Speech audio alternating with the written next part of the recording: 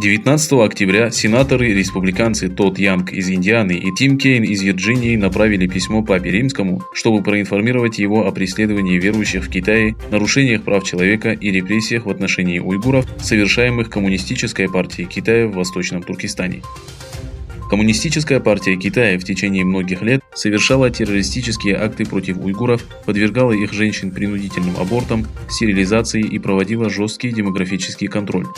В прошлом году уровень рождаемости в уйгурском регионе снизился на 24%, что, по мнению экспертов, является частью геноцида местного населения. В то время как международное сообщество пытается искоренить рабство и принудительный труд, Пекин использует эти методы в качестве инструментов для тотального контроля и так называемого экономического прогресса.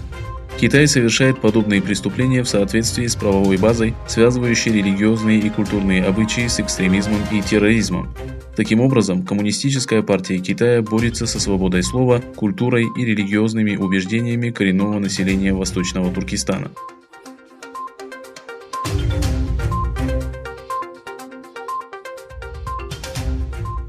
20 октября посол США в Нидерландах Питер Хекстра должен был встретиться с членами Европейской ассоциации просвещения Восточного Туркестана.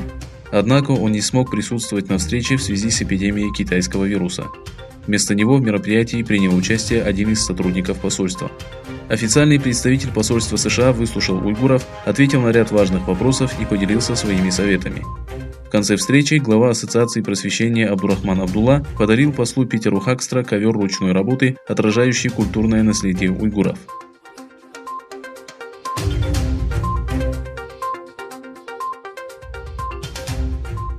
Тайваньская ассоциация Восточного Туркестана призвала Международный олимпийский комитет отменить зимние Олимпийские игры 2022 года из-за геноцида уйгуров.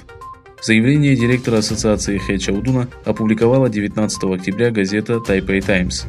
Мы настоятельно призываем всех, кто обеспокоен свободой религии и правами человека всех этнических групп в Китае, продолжать оказывать давление на Международный олимпийский комитет с целью отмены зимних Олимпийских игр 2022 года.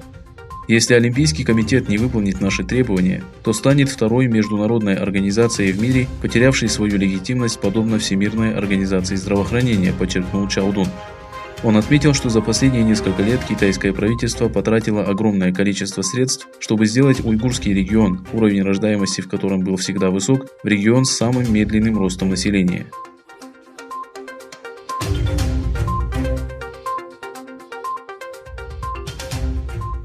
По мере обострения отношений между Австралией и Китаем, Пекин начал вводить ответные меры, ограничив импорт австралийского хлопка.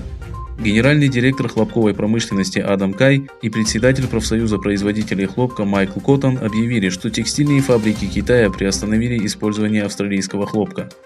Австралия на протяжении десятилетий экспортировала хлопок в Китай. Ежегодно страна поставляла в Китай хлопка на $2,5 миллиарда.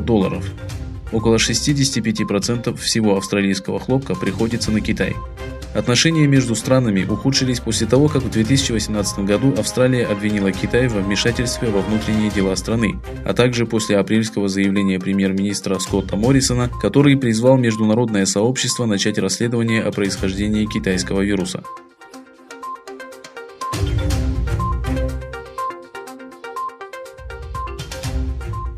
Тайвань и Китай обвиняют друг друга в том, что их дипломаты сорвали совместные мероприятия на Фиджи. Ситуация случилась в начале месяца. Тогда представители Китая и Тайваня участвовали в национальном празднике островной страны. Всего на празднование пригласили около сотни гостей. По словам Министерства иностранных дел Тайваня, китайские дипломаты фотографировались и собирали информацию об участниках мероприятия. Поэтому тайваньский чиновник попросил их уйти, после чего на него напали и нанесли травму головы. Мы решительно осуждаем насилие, совершенное нецивилизованными представителями Китая в отношении нашего дипломата, пишется на официальной странице Министерства иностранных дел Тайваня в Твиттере. Драка произошла на фоне обострения и без того непростых отношений между Тайванем и Китаем.